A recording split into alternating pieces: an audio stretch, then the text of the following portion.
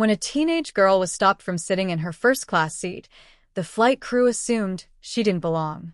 But what they didn't realize was who her father was, and once he arrived, everything changed. Stay with us until the end to witness how this incredible story unfolds, and let us know what time you're watching. The airport buzzed with life, suitcases rolling, announcements echoing overhead, and the rich aroma of freshly brewed coffee wafting from nearby kiosks. Excitement filled the air as travelers navigated security, eager to reach their destinations. Among them was Amara Johnson, a 16-year-old with bright eyes and quiet confidence. Carry-on bag in hand, she strolled through the terminal, her heart light with anticipation. Her father, James Johnson, had surprised her with a first-class ticket for her birthday, a reward for her dedication and months of academic achievements. The idea of luxurious seats, gourmet meals, and VIP treatment thrilled her. Standing at the gate, she eagerly checked her boarding pass, anticipation bubbling inside her. Her phone vibrated, a message from her dad. "Enjoy your first-class experience, sweetheart. You've earned it." A smile spread across Amara's face as she quickly typed a reply. This moment felt surreal, a step into a world that once seemed beyond reach. But little did she know, her excitement was about to be tested in a way she never expected. As she entered the first-class cabin, her heart pounded with excitement, ready to sink into her seat. But just as she reached her row, a flight attendant suddenly blocked her path. What could possibly be the issue? Holding up her boarding pass, Amara pointed at the bold first-class label. "This is my seat," she stated politely, her voice steady despite the unease creeping in. The flight attendant, Stephanie, barely glanced at the ticket before folding her arms. "Miss, first-class seating is reserved for passengers with premium tickets. If you're in the wrong section, I'll need you to move."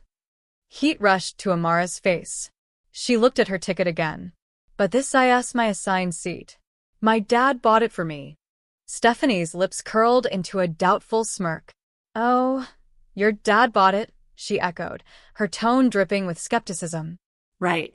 "Let's just confirm that with a gate agent, shall we?" Nearby passengers started to murmur. A businessman in a suit raised an eyebrow. A woman across the aisle shot Amara a sympathetic glance. Amara's heart raced. I don't understand. "This is my ticket," she stammered. Stephanie sighed, exasperated. Fine. "Sit for now. But I'll be verifying this shortly. If there's a mistake, you'll need to move." Swallowing hard, Amara slid into her seat, her hands clenching her lap. She could feel the weight of people's stares, whispers growing louder. Humiliation burned beneath her skin. As Stephanie walked off, Amara's relief was short-lived. What if they actually forced her to leave? Seated stiffly, she overheard the hushed conversations of passengers around her. Some glanced at her with curiosity, others with quiet judgment. Stephanie's words still stung: doubt, dismissal, and the assumption that she didn't belong. Amara's fingers hovered over her phone screen, debating whether to call her dad. But then she hesitated. He had always taught her to stand tall, to face challenges with confidence and grace. "You belong wherever you choose to be." His words echoed in her mind, giving her the strength to take a deep breath and stay composed. Glancing around, she noticed the range of expressions in the cabin, some supportive, others indifferent. She wanted to say something, to prove she had every right to be here. But instead, she lifted her chin, squared her shoulders, and waited. If Stephanie wanted to question her, she would let her father's actions speak louder than her words.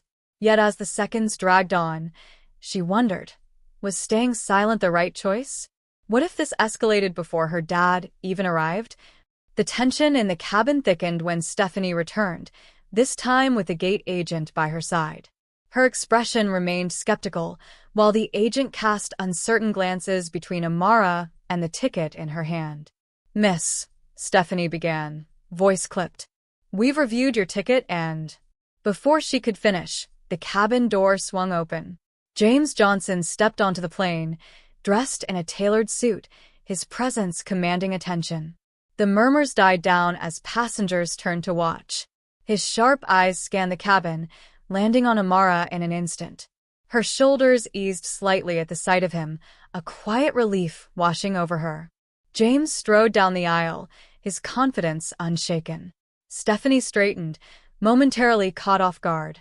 "Sir, we're just handling a seating issue," she said, her tone forced into politeness. James didn't slow. "A seating issue? With my daughter?" His voice was calm but carried enough weight to silence the cabin. Stephanie blinked, momentarily speechless. "Your daughter?" she repeated weakly. James stopped beside Amara, resting a reassuring hand on her shoulder before looking Stephanie directly in the eyes. "Yes, my daughter. And I'd like to know why she's being questioned about her seat when her boarding pass clearly shows she belongs here." Passengers exchanged uneasy glances. Some looked away, ashamed of their silence. The flight manager quickly stepped in, escorting Stephanie to the back of the plane. The awkward tension in the cabin lingered. James turned to Amara, his gaze softening. He crouched slightly to meet her eyes. "Are you okay, sweetheart?" His voice carried both concern and quiet strength. Amara swallowed, her voice shaky. "I'm fine, Dad.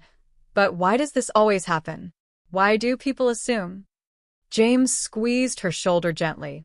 "Because some people don't look beyond their own biases. But today they learned assumptions have consequences.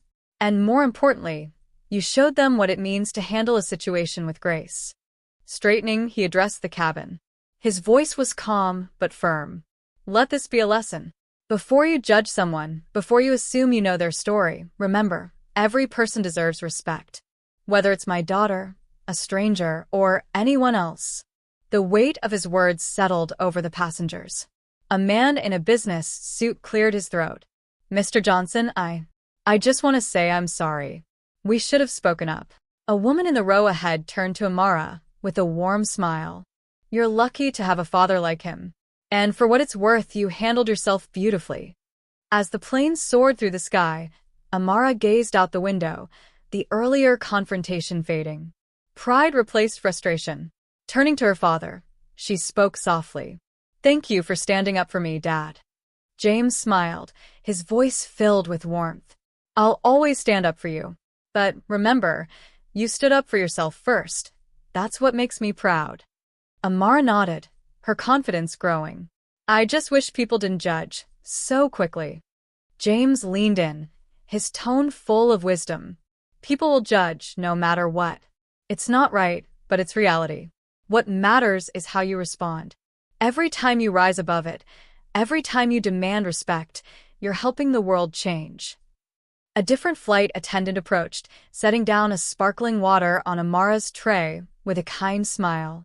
"From the crew, with our sincerest apologies." Amara glanced at her dad, who gave her an approving nod. She took a sip, letting the victory settle in. James leaned back, watching her with pride. "Never forget, Amara. You belong wherever you choose to be. And no one has the right to make you feel otherwise."